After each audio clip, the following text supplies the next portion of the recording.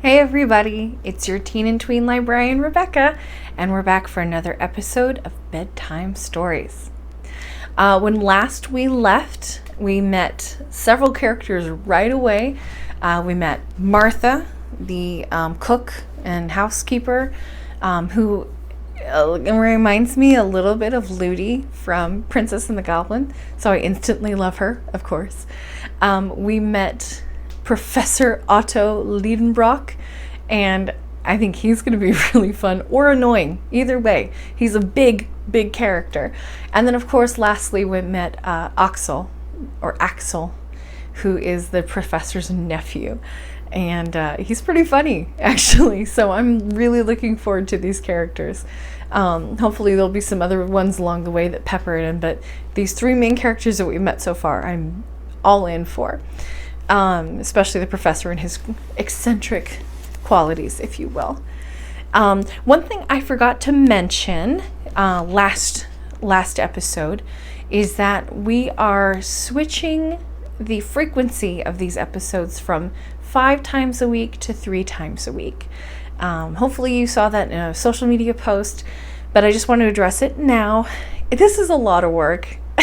It's more than I probably bargained for. It really is just me here, filming and editing, and it does take up a lot of time. So unfortunately, I just only have so much time in the day. I've got other duties as a librarian that I need to address. I mean, we've got summer reading coming up. So I needed to move it so that I had some more time to work on my other stuff. So hopefully you guys will be okay with 3 times a week. I imagine most of you don't exactly watch this when they come out anyway, so it's probably not going to affect people too much, is my guess. But just in case there's somebody chomping at the bit because they're not getting this 5 times a week, I'm sorry.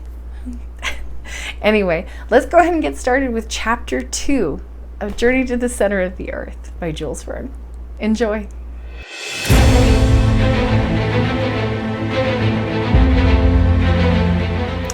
Chapter 2, The Strange Parchment. That study of his was a regular museum. Specimens of everything in the mineral world were to be found there, labeled with meticulous exactitude and arranged in the 3 great classes of inflammable, metallic, and lithoid minerals. How well I knew them, those knickknacks of mineralogical science. How often, instead of frittering away my time with boys of my own age, I had enjoyed myself dusting those specimens of graphite, anthracite, coal, lignite, and peat. And those examples of bitumen, of resin, of organic salts which had to be protected from the smallest speck of dust. And those metals from iron to gold whose relative value was ignored in view of the absolute equality of scientific specimens. And all those stones which would have been enough to rebuild the whole Königstrasse house, and even add a splendid room which would have suited me admirably. But as I went into the study, my mind was not on these wonders. My thoughts were entirely occupied by my uncle. He was ensconced in his big Utrecht velvet armchair, and was holding a book which he was considering with the profoundest admiration. "What a book!" he was saying. This exclamation reminded me that Professor Liedenbrock was also a bibliomaniac in his spare time, but a book had no value in his eyes unless it was unique, or at the very least, unreadable. "Well," he said, "can't you see what it is? It's a priceless treasure that I found this morning rummaging about in that Hevelius's shop." "Splendid," I replied with forced enthusiasm. After all, why all this excitement about an old quarto volume whose covers seemed to be made of coarse calf, a yellowish book with a faded seal hanging from it? But for all that the professor went on, uttering admiring exclamations. "Look," he said, adding and answering his own questions. "Isn't it beautiful? Yes, it's splendid. And what a binding! Does it open easily? Yes, and it stays open at any page you like. Does it close well? Yes, for the binding and the leaves form a compact whole, with no gaps or openings anywhere. And look at the back, which doesn't show a single crack after 700 years. Now there's a binding Bozerian, Kloss, or Purgold would have been proud of." While saying all this, my uncle kept opening and shutting the old book. I could do no less than ask him about its contents, although as a matter of fact they did not interest me in the slightest. "And what is the title of this wonderful work?" I asked, with an eagerness which was too great not to be specious. "This work," replied my uncle, with increasing excitement, "is the Heims Kringla of Snorro Turleson, the famous Icelandic writer of the 12th century. It is the chronicle of the Norwegian princes who ruled over Iceland." "Really?" I cried as heartily as I could. "I suppose this is a translation?" "What?" roared the professor.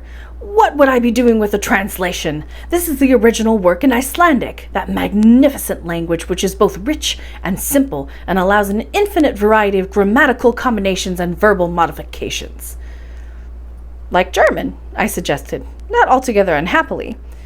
"Yes," replied my uncle, shrugging his shoulder, "not to mention the fact that Icelandic has 3 genders like Greek and declines proper nouns like Latin." "Ah," I said, slightly shaken in my indifference. "And is the type good?" "Type? Who said anything about type, you wretched boy? Type, indeed. Ah, you think it's a printed book, do you? It's a manuscript, you idiot. A runic manuscript." "Runic?" "Yes. Now I suppose you want me to explain what that means." "Of course not," I replied in an injured voice, but my uncle took no notice and told me, against my will, a good many things I was not particularly interested in learning. "The runes," he said, "were letters of an alphabet used in Iceland in olden times, and legend has it that they were invented by Odin himself. Look at them, irreverent boy, and admire these characters sprung from a god's imagination." Not knowing what to say, I was going to prostrate myself before the book, a response which must give pleasure to gods as well to kings, for it had the advantage of never causing them any embarrassment, when a little incident occurred which changed the course of the conversation.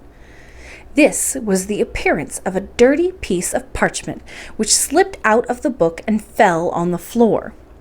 My uncle pounced upon this fragment with understandable eagerness. An old document enclosed perhaps since immemorial time between the pages of an old book was bound to have immeasurable value in his eyes. "What's this?" he cried.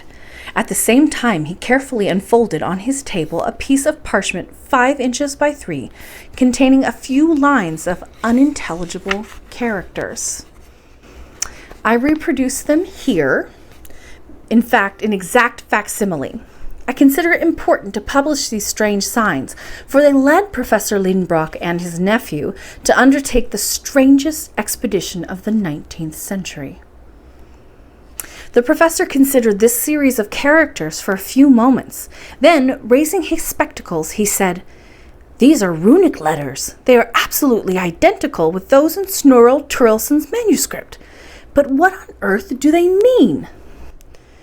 Since runic letters struck me as something invented by scholars to mystify the unfortunate world, I was not sorry to see that my uncle could not make head or tail of them. At least that was what I supposed from his fingers, which had begun to twitch terribly. "And yet it must be Old Icelandic," he muttered between his teeth.